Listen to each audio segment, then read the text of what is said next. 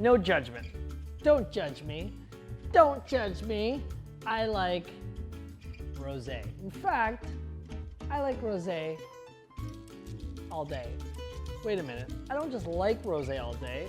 I love to crush rosé all day. It's a little known fact that I will happily go into a restaurant and say, what rosé do you have? And to a lot of people, rosé is rosé. Not correct. All different, and I'm going to prove it to you today by showing you the 5 rosés I love to crush. Now, very similar to the craft beer version we did, there are a lot of options out there. These aren't necessarily the only 5 I drank, but there are 5 really good rosés that you should try. I'm wearing my rosé drinking shirt. I'll have a rosé, please. Have a glass of rosé. Glass of rosé. Let's crush! So I have a great range here, everything from dark color, light color, sweetness levels across the board. Some are super dry. All of them are fantastic during the summer. Very refreshing, great flavor. I really look for very specific things when I'm trying rosé. If it's too sweet, not for me. If there's a little bit of, what is it, effervescence, little bubbles, also not a fan. That's more of in the Moscato range. Not for me. Like a nice, smooth, dry rosé. Not so much to ask for. Not so much to ask for. So rosé number 5, Château D'Aqueria. Now, of all the 5 here, has a little bit more of an intense flavor, and you can actually taste the alcohol a little more. That said, incredibly flavorful. A good rosé. It's a good intro rosé. If you're like, oh, I really enjoy red wine, not so much a rosé person, I think this is your gateway rosé. Is that a thing? Gateway rosé? I like the gateway rosé all day. All day gateway rosé. How many times can we say that?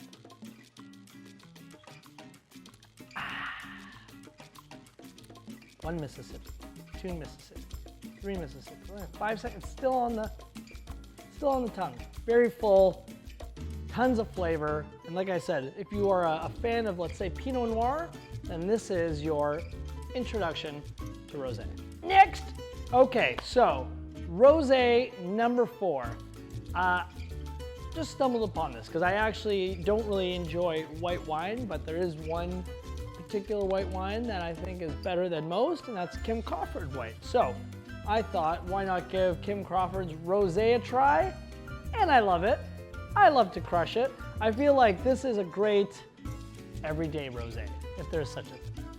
The everyday rosé. So we had the gateway rosé, and now the everyday rosé. A little more fruit notes in this one, a little bit sweeter than the one before it. So, and I find when it is a bit sweeter, I personally need it a little bit colder. If it's too sweet and room temperature, it's a little sticky. Let me just get through it faster. So a little on the sweeter side. So if sweetness isn't your thing, maybe try the first one over the Kim Crawford, but still a fantastic rosé. Let's compare note. These are the darkest ones that we picked today. Look at that. Next. All right, so rosé number 3, La Vieille Ferme, and that is something that's been passed to me from my mother. My mom loves this wine. She loves the reds, the whites, and then she got into the rosé when that came out. It's yet another French rosé, which I find the south of France has some very nice rosés, but regardless, another rosé similar to the Kim Crawford. It can be a light, summery, everyday rosé. It doesn't necessarily need to be paired with a meal. It can just be sitting there on some ice while you sit by a pool and you hang out, you read a good book. That's a Sunday. That's a Sunday. That's a rosé all day Sunday. That's a Sunday rosé. That's what it is. So we have the gateway rosé, the everyday rosé, and the Sunday rosé. Not nearly as sweet as the Kim Crawford. Still some great flavor, a lot lighter in body, and lighter in color too. So it's a little bit more refreshing. I find when the flavor of the rosé doesn't stay on the tongue for too long, you can actually get through the bottle a little bit faster because you just drank it like water. You're like, oh, I could go for another glass. Oh, I'll just Let's do one more. It's that Sunday rosé. I'm getting up, by the way. I'm holding the glass. Okay, I'll go back to the stem. Okay. Can't have people calling me out all the time. You held the glass wrong. I'm drinking rosé. Leave me alone. Next. So about 3-4 years ago is when I really started getting into rosé. It was kind of an accidental thing. I never used to drink white wine. I loved red wine, specifically some of the lighter grapes. And one of our wine reps was like, hey, you know what? I have an extra bottle of our rosé in the car. You should check it out. It's by Hidden Bench. So it's a local winery from here in Ontario. Let me tell you something, folks. This rosé, in my opinion, was the rosé that really got me to understand how expansive a flavor profile of rosé could be. It tasted like a homemade red wine in a good way. And since then, I haven't looked back. So this is the Never Look Back rosé.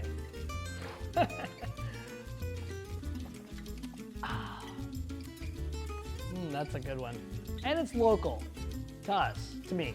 Local to me. If you're not where I am, if you're literally not next to me, it's not local to me. But if wherever you are, you're gonna probably have some, like Oregon? Are you from Oregon or Washington State? Yes, you. Are you from any of those two places? You guys have great rosé. France? You're from France? Are you French? You have great rosé too. Everyone has great rosé. There's variations, there's ranges, you know? Pick a flavor, stick to it. Rosé. Next. All right, and now the number one rosé I love to crush, a Pasqua Rosé Travanzini. You need something a little fancier once in a while. In my opinion, this rosé does it for a lot of reasons. One, look at that bottle. Isn't that pretty? Isn't that a pretty bottle? I think it's actually a statement piece when you put it on the table. It's got a very gorgeous label, great little bottle, very rustic, but in my opinion, has everything that most people want in a rosé but can't find. So for example, if I'm like, hey, you, Jacob, do you want a glass of rosé? You're like, no, too sweet. I'd go, well, try the Pasqua. Or be like, Tiffany, would you like a glass of rosé? She's like, it's not my thing. It's a little too fruity. Also, try the Pasqua. It really does answer to anyone who hates rosé for a specific reason. This one will swoop in and change your mind. Oh yeah, come on. I mean, have you heard of Rosé? That's the other thing. Have you heard of this Rosé craze? Rosé, have you heard of Rosé? It's a rosé slushie. What? Anyways, enjoy. Yeah, rosé all day, every day. I'm a little drunk now. Didn't take long. I've been working a lot this weekend, and then they said make 5 videos today, so I drank 5 glasses of rosé, and now I'm drunk.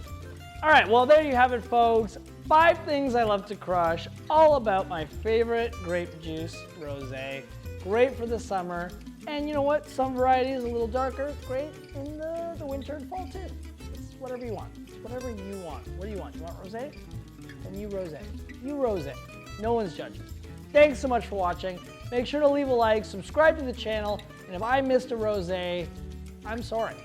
I'm really sorry. Let me know what rosé you love to crush, because that's what we do here. We love to crush things in increments of 5. All right, so if you're gonna rosé all day, do it responsibly. Drink or drive. Don't do them together, do them separate. Drink, yay, drive, cool, separate actions. Be responsible, be safe.